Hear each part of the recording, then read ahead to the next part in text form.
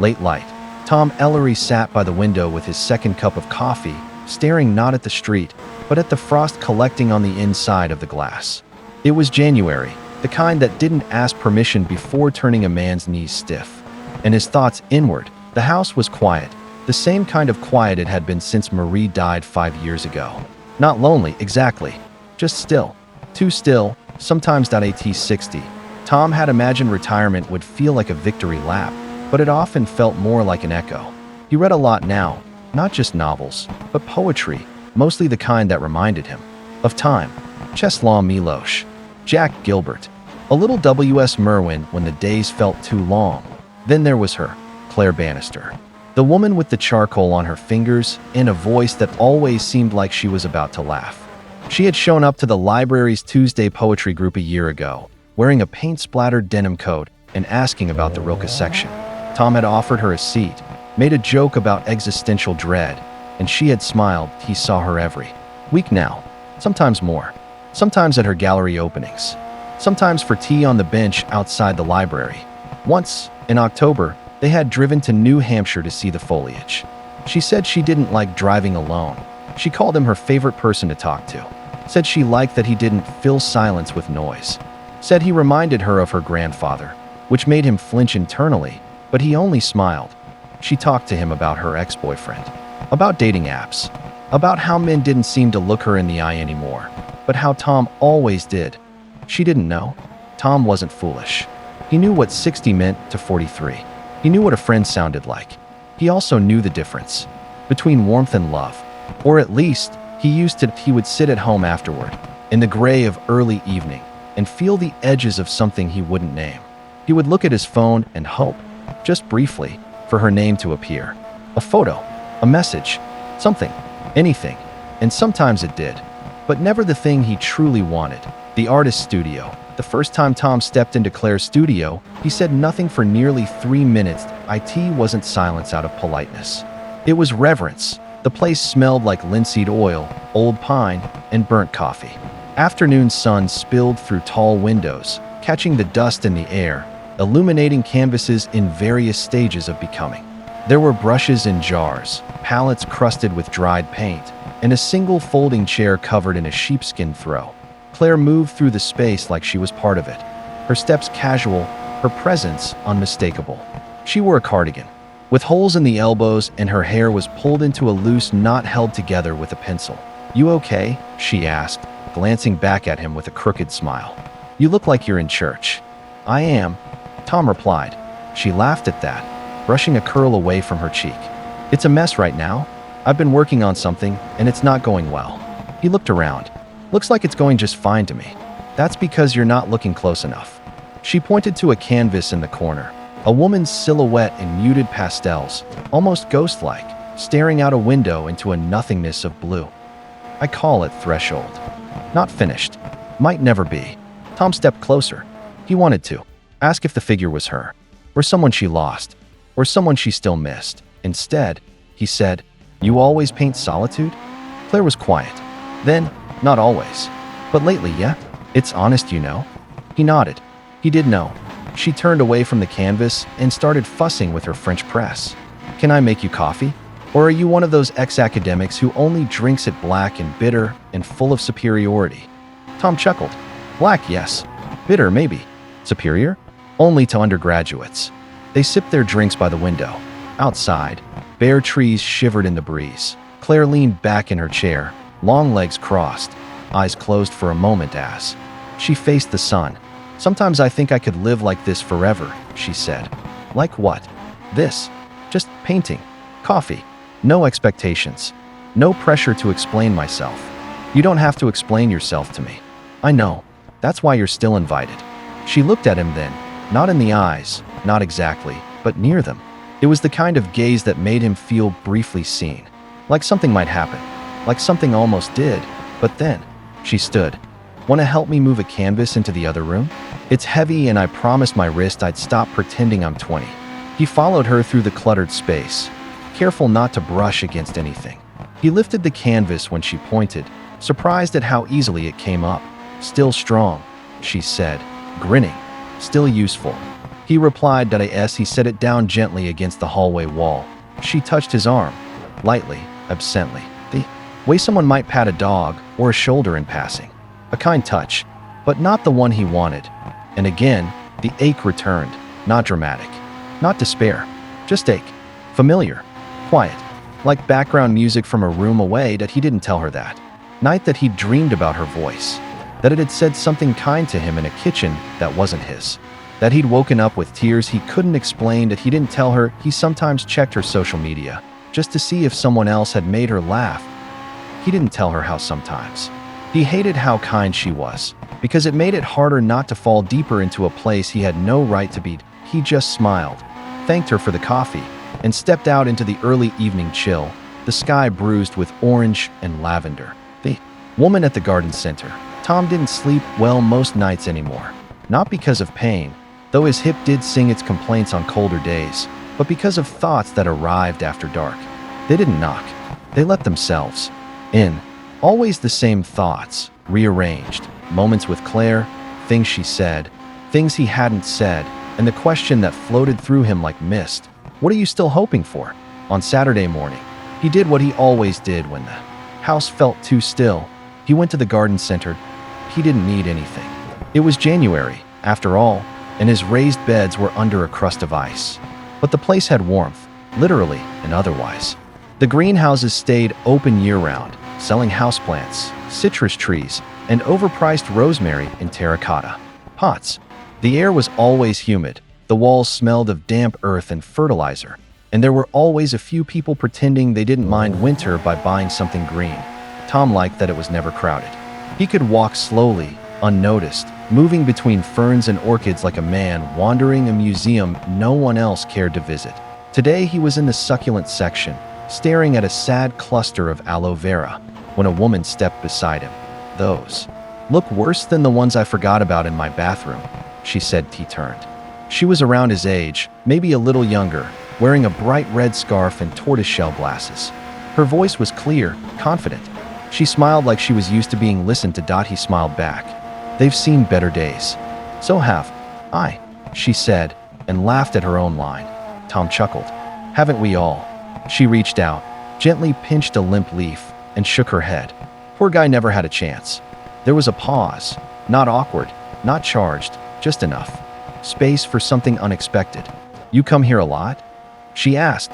Tom blinked. "Too much, probably. I don't have a problem. Yet." She grinned. "I think this place attracts the quietly restless." He liked that phrase. Quietly restless. It felt like a diagnosis. "I'm Margot, by the way," she said, offering her hand. "Tom, nice to meet you." They stood for a moment longer, and she seemed about to say something else, but instead nodded toward the checkout. "I should go? Just needed a distraction. You know how it is." "I do," he said. "Hope it worked." Margot smiled. "It helped. Maybe I'll run into you again, aloe vera permitting." Then she was gone. Tom stood for a while longer, watching the space where she'd been. He didn't feel anything electric or sudden. No tremor of attraction, no rush of possibility. Just a moment. A new moment that he left without buying anything. The parking lot was crusted with gray snow, and his car's windshield was fogged from the inside. As he wiped it clear, he caught his own reflection in the glass. For a second, he looked younger, or maybe just a little less old. When he got home, Claire had texted, "Claire, hey, do you know that poem about the train station? The one where the guy watches his whole life get on the train without him? Who wrote it?" Tom stared at the screen. He knew the poem. He knew what it meant. And yet, he didn't reply right away. Instead, he set the phone down, walked into the kitchen, and filled the kettle with water. He watched it boil, listened to it scream, then poured it over loose tea leaves and stared out the window, thinking of Claire's voice and Margot's scarf and the frost that would always return no matter how much green you try to grow inside. The ghosts of small things. On Sunday morning, Tom opened a drawer he hadn't touched in months. Inside were napkins, cloth ones, pressed and folded, the kind Marie used to insist on when guests came for dinner. He lifted one and held it to his face. It no longer smelled like anything. That night, he hosted the poetry group at his house. Claire had suggested it. "You have the best lighting," she said, "and the best tea." He agreed without thinking too much about it. He liked people in manageable doses. And poetry, well, poetry had become the last place where he still felt fluent. They came at 7, for regulars, including Claire. 2 others canceled last minute. Tom didn't mind. Fewer people meant fewer masks. Claire arrived last. She brought pastries from the Wrench Bakery downtown, kissed Tom on the cheek like she always did, friendly, bright, familiar, and set the box down on the kitchen counter like she belonged. "You cleaned," she said, eyes scanning the neatness of the room. "I had strangers coming over," he said. "Thought I'd pretend I live like this all the time." The group gathered in the living room, mugs in hand, folding copies of the week's poems like maps to be traveled together. They read Adrian Rich. They talked about longing, about what it meant to want something that doesn't want you back. Nobody said the word love, but it hovered like steam on a mirror. Claire sat across from Tom, her legs curled beneath her, her fingers idly tracing the rim of her cup. She spoke about the poem's tension, the way the narrator let themselves be seen without ever being held. Everyone nodded. It was a good point. Tom didn't speak much. When he did, his words were quiet, careful. He watched Claire instead. Not in the way a man leers or lingers, but the way a person tries to memorize what they know they shouldn't need to remember. After everyone left, she stayed to help clean up. She always did. She loaded dishes while he dried. "You okay?" she asked. Out of nowhere he turned to her. "Why wouldn't I be?" She shrugged. "You just seemed far away tonight." "I was thinking." "About the poem?" "Partly." She leaned against the counter. "You ever feel like poems understand you better than people do?" Tom smiled faintly. "Most of the time." Claire reached over and wiped a spot of flour off his sleeve. "You're kind of a mystery, you know that." "I'm mostly just quiet." "No," she said. "It's different. You're hidden." He didn't know what to say to that. She looked at him a second longer, then looked away, like she didn't want to press. "I should go," she said. He walked her to the door. Outside, the wind had picked up. Her scarf fluttered. She hugged him, a full hug this time. Not casual, not long, just enough to leave an imprint. "Thank you," she said, and he nodded. She turned to go, then paused on the step.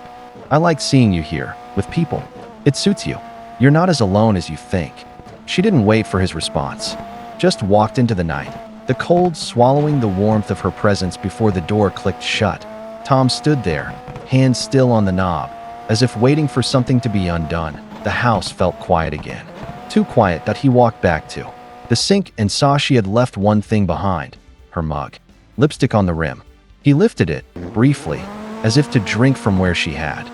Then he washed it clean. A second conversation. The next Tuesday, Tom returned to the garden center. Not for Claire, not for Margot. At least, that's what he told himself. The succulents had been replaced with fresh shipments. New life where rot had been. He moved through the aisles slowly, touching leaves, reading labels. He let the quiet hold him. And then, as he reached for a small pot of lavender, he heard her voice. "Careful. That one bites." He turned. Margot again. Same red scarf. Different coat. Black wool well worn. Her smile was soft this time. Not teasing, just familiar. "You survived January," he said, barely. "You. Still above ground. Setting the bar high, I see." They walked side by side for a bit, no destination in mind. Just 2 people pretending they needed plants. She glanced at him. "You always come here alone?" He hesitated. "Usually. Not married. Widowed. 5 years." She didn't flinch or offer the usual apology. She just nodded. "You?" "Divorced. For years. He lives in Denver now. I hear from the kids when they feel guilty." Tom smiled. "They grow up fast. They vanish faster."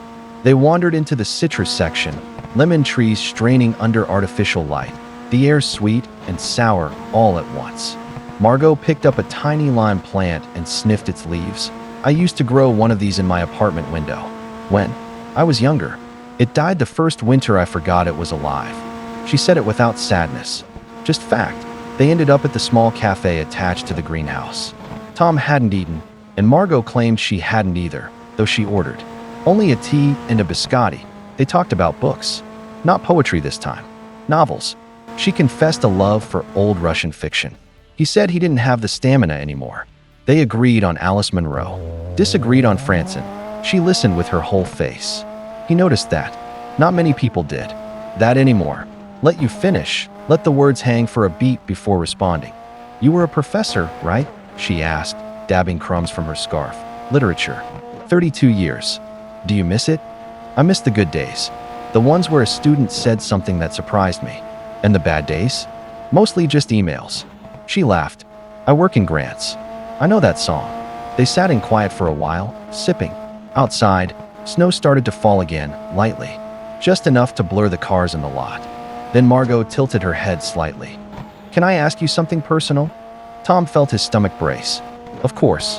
This friend of yours, the woman you talk about without naming her. He froze. You haven't said her name, she continued. But you've said enough. You have a softness in your voice when you mention her. He looked down at his cup. Claire. Does she know? No, she in love with someone else. She's not in love with me. And I don't expect her to be. Margot didn't answer right away. She just watched him, her expression unreadable but not unkind. You know, she said eventually. I think people like us, people who've lived past the middle of the book, we still believe in things we don't admit to. We still believe someone might see us differently one day. Tom looked out the window. The snow had stopped already. It hadn't stuck, like it had never been. There at all, he turned back to her. Do you? She met his eyes. I try not to, but some days, yes. The check came. He paid. She didn't argue. At the door, she paused again. If you ever want to talk, not about her, just in general, I walk the river trail most Saturdays. 10 a.m. unless it's a hurricane. Tom smiled. I'll keep that in mind. And then, she was gone again, her red scarf vanishing into the white. The missed note. The following Saturday morning arrived without fanfare. Gray sky, low fog, the kind of cold that made your joints whisper before you even moved. Tom sat at his kitchen table with a cup of tea that had gone cold while he stared at the clock. 9:43 a.m. He hadn't decided he was dressed. That part had happened on its own. A wool sweater, khakis, his better coat. The one Marie used to say made him look distinguished, like someone with secrets. He wore it anyway. He told himself the walk by the river would be good for his hip, for his lungs, for his thoughts. But really, he didn't know if he was walking towards something or just trying not to sit still. That he left the house at 9:51. That the river trail wasn't far. 10 minutes in the car, another 5 on foot. He found the trailhead easily, dusted with frost. But the path was clear. Margot wasn't there. He walked anyway. Slowly, a few other morning stragglers passed him, joggers. A couple with a dog, a teenage girl in a hoodie listening to something through enormous headphones. He almost turned around twice. Then, just past the bend near the bridge, he saw her, Margot, sitting on a bench, hands wrapped around a thermos. Looking at the water like it might change, she saw him before he could pretend he hadn't come for her. Glad you made it, she said. I was about to give up on humanity. He smiled, catching his breath as he sat beside her. Had to flip a coin. You always let coins make your decisions. No, but they give you someone to blame when you're wrong. She offered him tea. It smelled like cinnamon and cloves. They sat for a while without speaking. A breeze stirred the bare branches above. The river moved slowly, heavy with melt and silt. You ever think about starting over? She asked quietly. Tom turned toward her. You mean moving somewhere warm and pretending we're 30 again? No, she said, smiling faintly. Not that kind of starting over. Just opening the windows again, letting something in. I think about it, he admitted. You ever done it? I'm trying. She looked at him then, closely, not as someone trying to decipher, but someone trying to see clearly. Claire still doesn't know? He shook his head. She doesn't need to. She already has what you're giving her, Margot said, gently. But you, what do you have? He didn't answer. He couldn't. I'm not saying she doesn't care about you. I'm sure she does. But we don't get medals for staying invisible. He smiled at that. Maybe I like invisibility. No, you don't, she said, and stood. You're just afraid of being seen by someone who might look back. She offered him her hand. Come on, she said. There's a little bridge ahead. It's nothing special, but it's my favorite spot. Tom hesitated, then took her hand and stood. The wind picked up a little. His hip ached, but not enough to matter. As they walked, step by step, he realized something. That he felt light. Not better, not healed, but lighter. And for the first time in a long while, the future didn't feel like an echo. It felt like a door. The painting.it was late afternoon when Claire called. Not a text. Not a photo or a forwarded article. A real call. Rare, even for her. Tom was still wearing his coat from the walk. He had only just sat down with a book when the phone rang. Her name lit up the screen, and he answered before the second ring. "Tom," she said, breathless. "Are you free?" He could hear city traffic in the background. "I suppose I am. I need a favor. I need eyes. Yours or mine?" "Yours. Come to the studio." He agreed. Of course, that be why the time he arrived, the daylight was almost gone. The studio lights were on, golden and warm. The windows fogged slightly from the contrast of indoor heat and the cold that clung to him as he stepped inside. Claire stood in front of a new painting. Her hands were covered in dark smears of oil. Her hair was a mess. Her sweater sleeves pushed up past her elbows, revealing small ink stains along her wrists like tiny shadows. She turned to him. "Don't say anything yet." He nodded, obedient. The painting was a portrait of a woman, sitting, legs curled beneath her, gazing out of frame with a quiet stillness that radiated warmth and isolation all at once. Her hair was loose. Her hands were painted delicately, fingers interlaced like she was holding something invisible. "I don't know what to call it," Claire said. "It's not really about her. It's about the quiet around her." Tom stepped closer. "It's beautiful. Is it finished?" He studied it. "No," he said, "but not because it's incomplete. Because you're still trying to say something. You haven't figured out how to say yet." Claire let out a soft breath. "God, I hate that you always know." He smiled. She looked at him now, her expression shifting, softening. "I was thinking about you when I painted it." Tom felt something shift inside him. Something too slow to be a jolt, but too deep to ignore. "I wasn't painting you," she continued, "but I was thinking about how you listen, how you sit with silence, how you hold space for things to be unfinished." Tom said nothing. "You're the only person who makes me feel like I don't have to be performing all the time." He took a step back, afraid of what might come next, of what wouldn't. "Claire," he said quietly, "what do I mean to you?" She blinked. The question hit the air like dust that he watched her wrestle with it. Not dramatically, gently, like someone folding a memory. "You're my anchor," she said. "Your safety." He nodded, and just like that, the ache returned. There it was again, not rejection, not cruelty, just misalignment. She wasn't wrong. He was safety to her, but she was danger to him. Not the violent kind, the kind that makes you hope. "I saw Margot today," he said. Claire raised her eyebrows. "The woman from the garden center?" "Yes. We walked by the river." Claire smiled. "Good. She seems smart." "She is. Are you?" "No," he said. "Not yet. Maybe. I don't know." Claire stepped closer and placed her hand on his arm. "Whatever you're holding back from her, don't. Not if it's real." He looked at her, and she didn't know. She still didn't know, or maybe she did. And this was her way of letting him go without saying the words. Tom nodded. "I should get going." "Stay for tea." "I can't." She smiled gently. "Another time, then?" "Maybe." Outside, the air bit at his face. He walked slowly to the car. Before he got in, he glanced back at the studio window. Claire stood there, watching him. She didn't wave. Neither did he. The season for planting .9 spring arrived like an apology, not loud, not bold, but in softened sunlight and the sudden scent of thawing earth. A gentle unfolding, almost easy to miss. Tom noticed it first in the trees, the subtle bulge of buds. Then in the mornings, how they came earlier, less reluctant. Even the robins had returned, fussing in the yard like they'd never left. It had been 2 months since the last poetry night. 6 weeks since he'd seen Claire. 3 Saturdays in a row walking beside Margot by the river. They didn't talk about the past. They didn't talk about love, either, not directly. But it was there, slowly filling the silences between them like warm water poured into a cold basin. One morning, Margot brought him a rosemary cutting in a cracked ceramic pot. "It's not much," she said, placing it in his hands. "But it's hearty. Survives things."